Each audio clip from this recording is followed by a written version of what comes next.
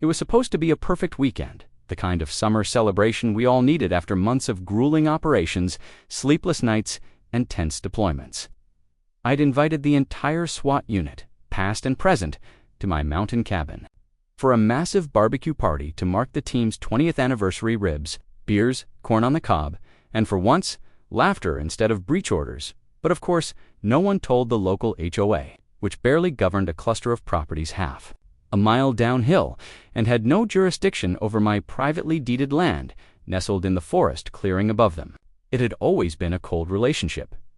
The HOA president, Karen Delaney, was a self-appointed tyrant who treated every landowner like a peasant, disturbing her imaginary kingdom. And when she found out we'd be hosting dozens of uniformed men with weapons, as she put it, she went ballistic, insisting it violated her noise policy, visual harmony ordinance, and some vague clause about disturbing the serenity of the community. Even though my cabin sat miles from her golf cart patrol range, and the only thing we disturbed were the mosquitoes, still, we were polite. We explained that this was a private event on private land, that no HOA clause reached us, and that most of us were actually active-duty law enforcement with county, state, and federal jurisdiction. But Karen was never one to back down from a battle she imagined she'd win, especially when ego was involved. So imagine our surprise when, around dusk, just as the fire pit was lit and Chief Morales started handing out commemorative badges to retirees, 2 black SUVs with magnetic sheriff decals rolled up our gravel road and parked like they owned the place, followed by 3 men in what appeared to be knockoff tactical uniforms with mismatched patches and belts that looked more cosplay than cop issue, trying to bark out orders about unpermitted gatherings and public safety risks, though none of them could produce proper ID, body cams, or even give consistent badge numbers, which raised immediate red flags for every real officer there. Sergeant O'Donnell nudged me and muttered, "Either this is a prank, or someone's about to be real sorry." Because see, our team doesn't play dress-up. We are the Regional Rapid Response SWAT Unit, trained for hostage rescue, counterterror, and worst-case scenarios, and everyone at that barbecue had seen combat or led a raid or two, which made the whole situation comically mismatched. When I stepped forward and asked who authorized this shutdown, one of the fake deputies said they were sent by the local HOA enforcement committee, which got a round of actual belly laughs from our crew, especially when another guy added that we were violating HOA law, a sentence so absurd that Morales had to sit down from laughing. But things turned from funny to serious when one of the imposters reached for his holster like he thought this was going to be a showdown, and that's when SWAT instincts kicked in.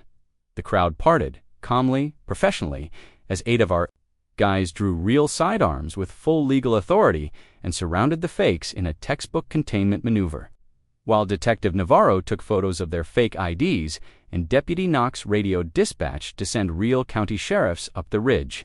Within minutes, the real uniforms arrived, led by Sheriff Donnelly, who knew us all personally and shook his head in disbelief as the imposters stammered about being hired security consultants working under HOA direction, which Donnelly immediately flagged as impersonation of law enforcement, a felony, and one taken very seriously in our county.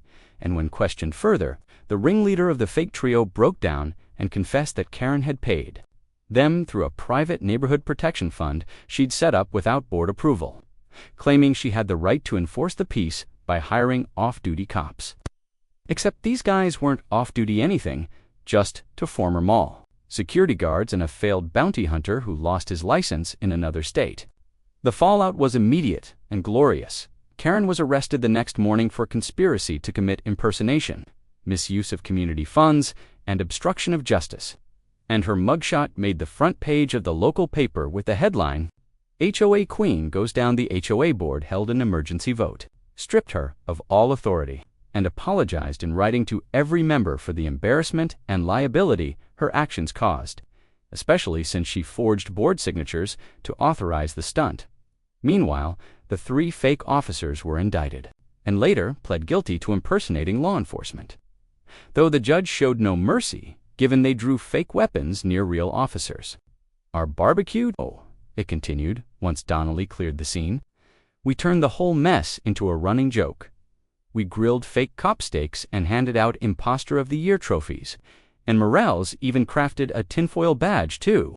mail anonymously to Karen's lawyer. But the truth is, that night bonded us more than any operation we'd run.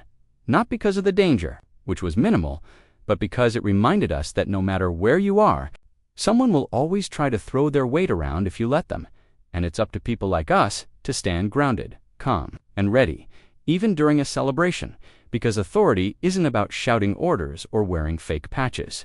It's about integrity, restraint, and knowing when to laugh at absurdity versus when to act with precision. The cabin party became local legend, dubbed the Great BBQ Standoff by the sheriff's office, and every year since, we gather at that same fire pit, eat ribs, tell the tale to new recruits, and raise a toast to Karen's fake cops, and the very real mistake they made crashing a SWAT anniversary party.